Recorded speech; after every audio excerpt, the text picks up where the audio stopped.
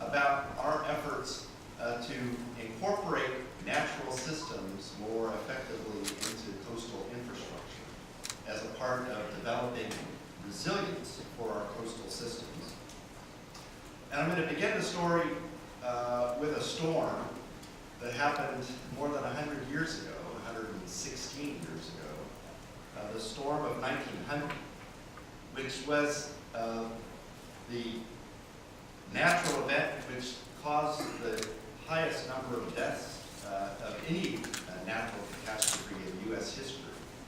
So this hurricane hit the island of Galveston, Texas in 1900. At that time, the city of Galveston, Texas, which is right on the Gulf Coast, was one of the richest cities in the United States, surprisingly enough, because of the large deepwater port that it had and a central position on the Gulf Coast of the U.S. And the estimates vary, but the most frequently cited number for the number of the deaths that were produced by the storm is 8,000 dead. The highest natural elevation on Galveston Island at the time of the storm was about 2.5 meters above sea level. The storm surge pushed by this event was over 4 meters.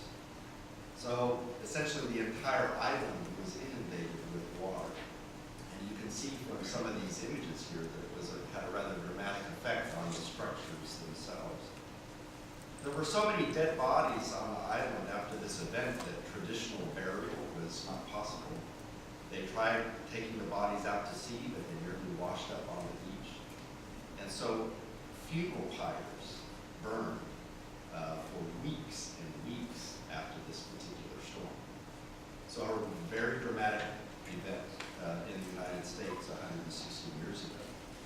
So a plan was put together to address this problem, to reduce the threat from coastal storms. A panel of 3 engineers was put together. It was chaired, this panel, by a former chief of engineers, the Corps of Engineers, a man by the name of Roberts. And they developed a plan for what is called the Galveston Seawall. And you can see a picture of this seawall here. This is a very large structure. I'll show you another picture of it. It's over 5 meters tall, and it's 5 meters wide at its base. And within just a few years, I think about 3 years after the storm, really 3 miles of the seawall had been constructed on the coast. And in addition to building the seawall, they also had to raise the elevation of the island itself. And so 16 million cubic meters of sand was dredged and pumped behind that seawall to raise the front edge of that island by nearly 5 meters. A significant engineering undertaking, as you can imagine, in 1900 or the early part of the 20th century. This picture was taken in 1911, so just 11 years after the storm. And it's taken during the opening of this hotel, the Hotel Galvez. 2 weeks ago, I was on Galveston and stayed at this very hotel. It's a very beautiful structure and still operates as a hotel today by the same name. And it was constructed for the sum of $1 million, this hotel, in 1910 and 1911. But you can see the seawall itself is right here. This woman in a long dress standing right on the seawall itself. And so barely 100 meters from the seawall, this hotel was built, only 11 years after the storm itself. So let's move forward now 112 years from 1900 to another storm. The storm is Hurricane Sandy, which there has been video footage running out in the lobby about Hurricane Sandy. This was also a large event, not nearly the loss of life here in Hurricane Sandy's case as the storm of 1900, but nevertheless a lot of damage, in excess of $65 billion of loss associated with this particular storm. One of the outcomes of Hurricane Sandy was the realization that natural infrastructure, if you will, or natural features can actually perform quite well to reduce damages. This figure here, which you may be able to see somewhat, compares 2 beaches, one in beach was constructed by the Corps of Engineers in the 1970s, and this is a natural beach. A dune was developed at this beach through a variety of actions that were taken. But you can compare the before Sandy to the after Sandy. If you look at the after Sandy, you can see how much sand actually moved inshore during the surge tide, whereas relatively little to none in this case. This, more or less, this beach stopped the movement of surge waters during the storm itself. And the dune playing a very important role in that case. The backstory here, in the years leading up to 1900 and the storm on Galveston Island, the natural dunes on the beaches of Galveston were purposefully removed. They were removed for two reasons. The sand in those dunes was mined to fill low-lying areas on the island so that they could build on the island. And they were also removed because tourists who were coming to visit the beach found it inconvenient to walk over the dunes to get onto the beach. So in the context of coastal resilience, what are the opportunities for us to achieve better alignment between engineered systems and natural systems like beaches and dunes? Can this improve the alignment, reduce risks to life and property? We find ways to combine natural features with conventional infrastructure more effectively. What range of services can be provided by this alignment? And then what are the science and engineering needs that will enable us to do this effectively? We have a program in the Corps of Engineers that's been ongoing for several years now that we call Engineering with Nature, where we're looking for exactly this kind of alignment between natural systems and infrastructure. You can see and read for yourself the definition that we've attached to this program. And we emphasize these four elements that you see here, where we're trying to use science and engineering to produce efficiencies, using natural processes to maximum benefit, broadening the types of benefits that can be produced from infrastructure to include environmental and social benefits in addition to economic benefits, and then using collaborative processes to accomplish that. And we have a variety of research programs within the Corps of Engineers that are contributing to this effort, as well as other organizations, both government and NGOs, that are contributing to these projects around the country. So this is a very brief introduction to the U.S. Army Corps of Engineers. Why we're in the Army as opposed to being a separate agency is a longer story. But we manage a lot of infrastructure in the United States related to water specifically.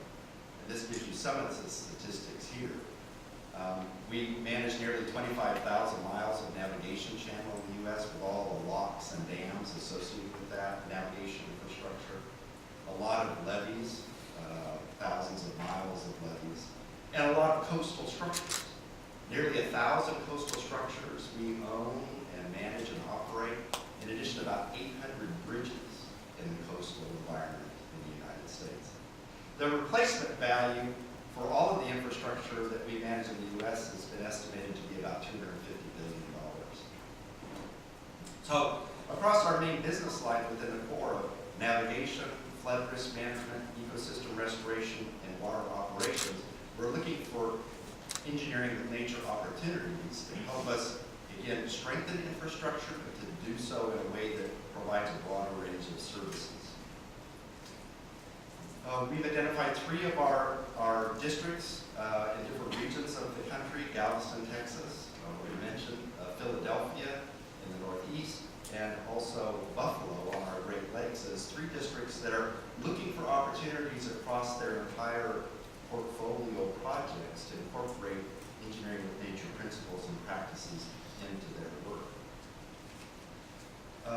After Hurricane Sandy, the Corps of Engineers was asked to conduct a study, came to be known as the North Atlantic Coast Comprehensive Study, and you can find the details for that study at this website. But one of the reports that was generated to support this study that you see here is entitled Use of Natural and Nature-Based Features for Coastal Resilience. This is a large technical report that outlines a process by which we want to consider the use of natural features to support coastal resilience. We developed a framework to help guide us in this process of thinking about the organizations that would combine their efforts and partner with one another to produce these kinds of projects, how we would evaluate from an engineering and scientific perspective whether or not there are opportunities to combine these kinds of features with conventional infrastructure like levees or dikes and seawalls, and then how we would implement these kinds of features, what kinds of resources, including, for example, sediment necessary to construct these kinds of projects. And so the report follows this framework in progression. These are the kinds of features that we're talking about. This is a figure from the report itself. Beaches and dunes, vegetated features such as wetlands, seagrasses, oyster and coral reefs, barrier islands themselves. There are a lot of barrier islands on the planet Earth, about 13,000 linear miles of barrier islands. More than 3/4 of those barrier islands are actually in the northern hemisphere of the planet. And the country with the largest number of barrier islands is the United States of America, with 405 barrier islands. And then maritime forests and shrimp communities, and we saw an example of that yesterday in Japan. I'm just going to give you a few examples of the kinds of projects we're talking about. This is an older project from the late 1990s, and during a large dredging project to deepen the Cape Fear River in North Carolina, we were having a blast and dredge limestone rock. And this was identified as an opportunity to build an offshore reef with that rock. And that's exactly what was done. So this structure that you see here in the picture is called the Wilmington Offshore Fisheries Enhancement Structure. Essentially, it's a rock reef that was constructed with this rock.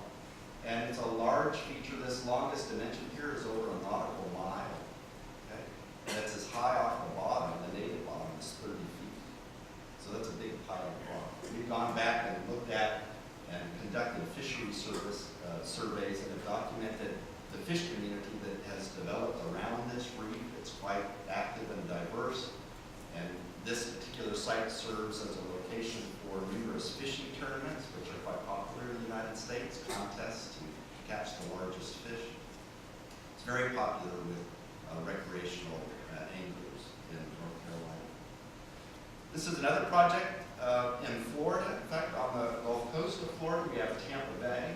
And in Tampa Bay, there's an island here that's owned by an NGO, the Audubon Society.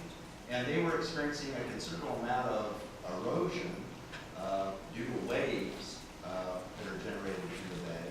And they use these structures, these cast concrete reef balls, okay, which provide habitat for a variety of organisms in order to reduce the wave that are affecting this side of the island. So they installed about 900 feet of these reef balls to reduce waves and to protect that portion of the island itself. This project also in Florida, on the other side of Florida, on the Atlantic coast at Fort Pierce, during the hurricane in 2004, Hurricane Francis, this marina was destroyed. Boats were piled on top of each other on land blocks away from the marina itself.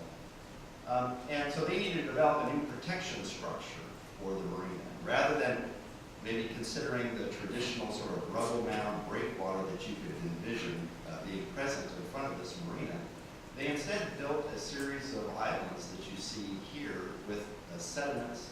And this island network has been planted with mangroves and seagrass and has been populated by a whole range of animals, a very diverse community that has developed, while at the same time providing protection for this marina from future storms.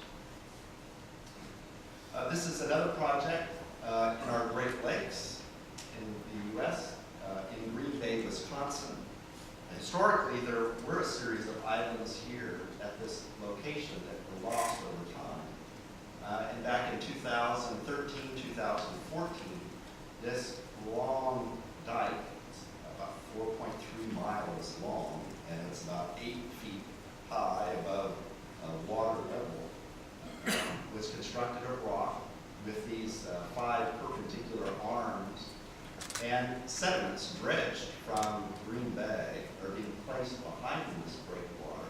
I think at this point, over 400,000 cubic meters has been placed, and there's another plan, I think, is even this year to place another 4 to 500,000 cubic yards of sediment in an effort to restore habitat that was once present here, but also providing some protection from rather significant winter storms that can build up on the Great Lakes.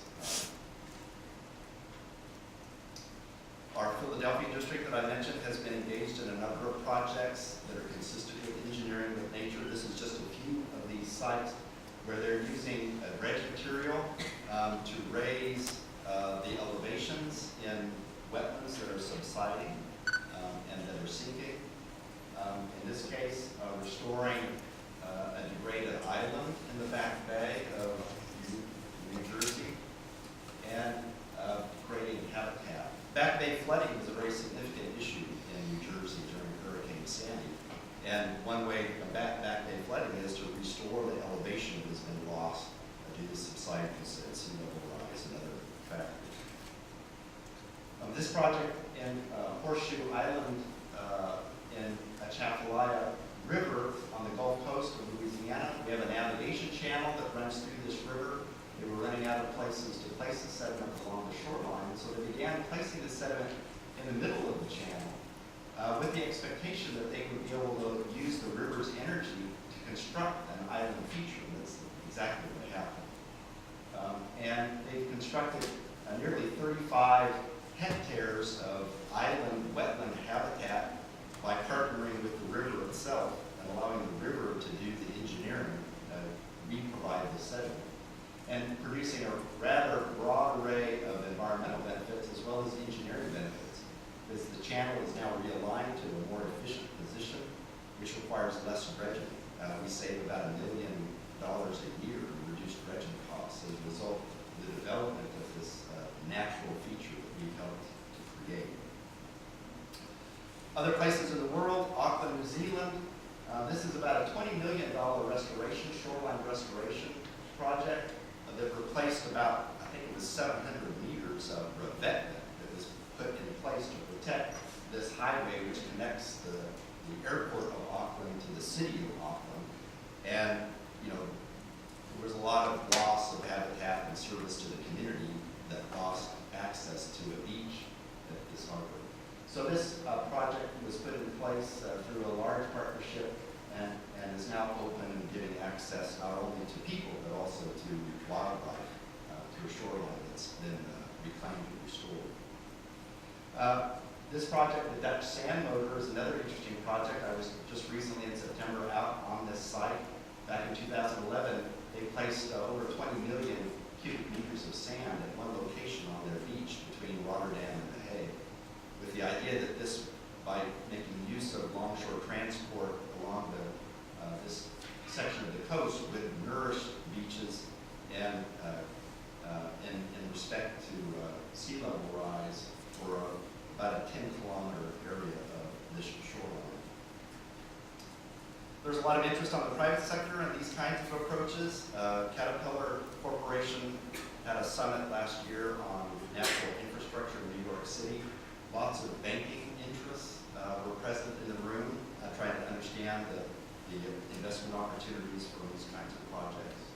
We're working with other agencies within the Corps. We had a workshop just this March between the Corps of Engineers and NOAA on how to pursue these kind of natural nature-based features projects through partnership between our two agencies.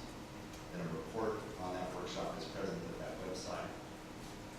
And just a couple of weeks ago, our session chair participated with a number of others in our effort to develop international guidelines on the use of natural and nature-based features to support coastal resilience. And our plan is to produce an international guideline on this topic by 2018.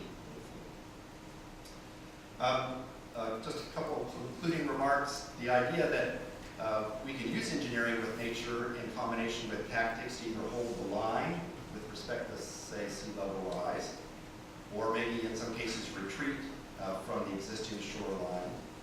But a third tactic that I think needs to be in our minds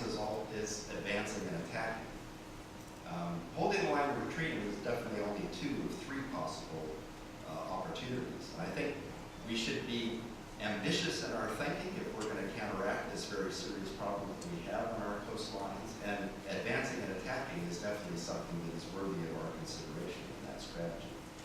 So next steps, what are the processes and from an engineering perspective that are required for us to have these kinds of projects succeed in coastal environments?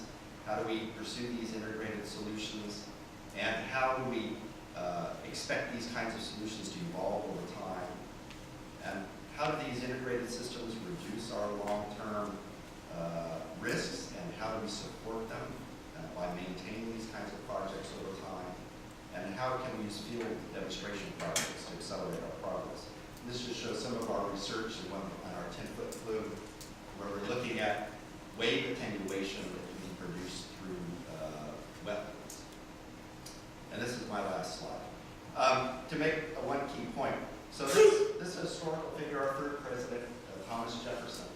And this man's name, Thaddeus Kościuszko, was a Polish-born engineer who in the year 1776, during our Revolutionary War, was very sympathetic with the U.S. cause against the British. And he sailed from Poland to the U.S. to join the Army in the United States. And he was immediately put to work in 1776 building fortifications to support the Continental Army of the United States. And he was very talented at what he did and distinguished himself quite quickly. And at the Battle of Saratoga in 1777, this man's work was very important. In fact, it was key to winning the battle against the British, which was a key point during the war in this particular case. And the general that he worked for, a man by the name of, well, I'll just give you a quote here, Horatio Gates, had this to say about him in a letter that Horatio Gates wrote to a friend of his by the name of Dr. Benjamin Rush.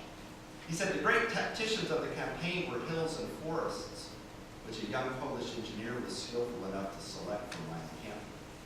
So 2 points from this. We've known a long time that nature should be the engineer's best friend. Right? Nature is the engineer's natural partner in our efforts. In this case, to pull back the red wave of the British Army. But another key point here is that international cooperation, I think, is a key to us advancing our progress together. And I think that's why events like the KIOST seminar are very important for us in the future. So with that, I conclude. Thank you for the time.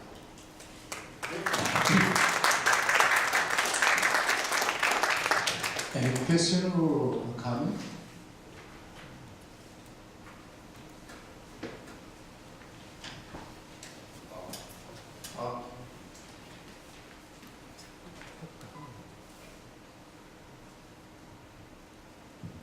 So you mentioned sea level rise, but subsidence is also a problem. Yeah. Are there any engineering solutions to subsidence, or is that one of the ones that you just have to retreat from? Right. Well, that's a good question, Paul, because in some cases, human activities accelerate subsidence, right? So we're doing things in the coastal environment that are accelerating that, which you could argue such things as for use of groundwater resources or other kinds of activities in the coast. Maybe we should be thinking about those. I'm not sure, not being a geologist, what all the opportunities might entail in regards to subsidence. I know it is an issue, a dramatic issue, for example, on the Gulf Coast, particularly in Louisiana. The approach that's being taken there is, well, we can resupply sediment. You know, we've channelized the river for a whole variety of purposes, which has, disrupted the normal day-to-day processes in that area. So can we restore, in some fashion, natural sediment processes to counteract subsidence? I think that's worthy of our consideration.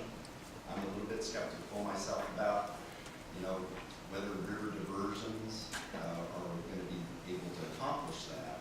But certainly restoring natural sediment processes where we've disrupted them is one strategy that we should take. And another is, like those examples I showed in the case of coastal New Jersey and the Back Bay, is we can make more effective use of the sediment we are moving for other purposes, for example, to support navigation, to counteract some of the effects of subsidence that we can see in coastal environments. So those are the opportunities that I think exist, and maybe others. Maybe you have some thoughts. It's an important problem. Yes, it is. Very it is relative sea level rise, and we have subsidence. In some places we have uplift that's counteracting sea level rise, melting. But yes, it is a combination problem.